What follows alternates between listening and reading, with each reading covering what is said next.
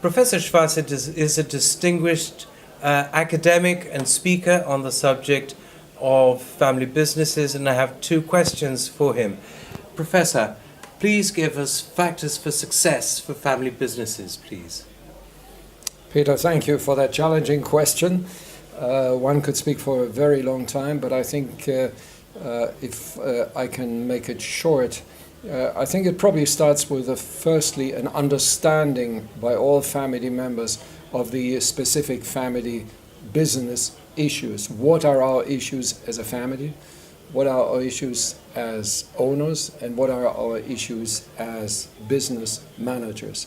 So for me, the understanding part is very important, firstly. And then secondly, once we have a more structured understanding, what are we going to do about it? And that gets into long-term planning, discussions with the next generation about opportunities to take this family business into a next generation. And I think one of the key questions there is, are we sure that our family will continue to be the best possible owners for the business that we have built? And I think it's a legitimate question. It's a question that puts a lot of pressure on the family, both generations, to find the appropriate answer and then to find a way forward with the next generation. So it's understanding, planning for the future, and communication, open, honest communication amongst family members. You speak a lot about the interplay of generations and the importance of communication between them.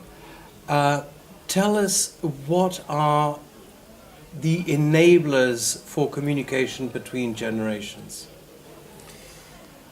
I think when you say enabler, I'm thinking about the starting point. Where does it start? Where does this communication start? And I think clearly the onus is on the senior generation to start this conversation first. I can see families losing a lot of energy, time by going around this issue of succession, because they don't really know how do we go about this. It's very often a very unstructured approach. So I think I have seen family businesses where the real enabler, the one thing that made all the difference was a senior wise person from the family who said, let us start these conversations. Let's start them separately, then let's go together, let's do it in small groups, let's do it in bigger groups. So I think it is somebody from the family who is trusted by everyone, who can be the enabler. If you don't have that in the family, then go outside, find somebody from the outside who's trusted and who can facilitate those communications. Thank you. Finally, why are family businesses so important for the economy? There are many reasons. I think family businesses are the oldest business structure in the world. They have proven their raison d'être, why they should be there.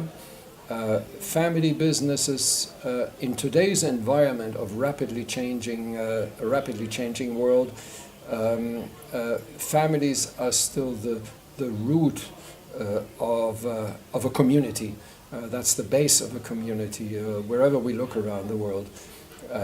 And when families get together to build a business, they do so with shared values.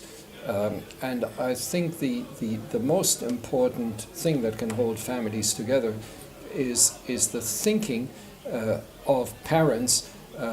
Maybe we can build a business that can be good for the next generation, that we can be proud of.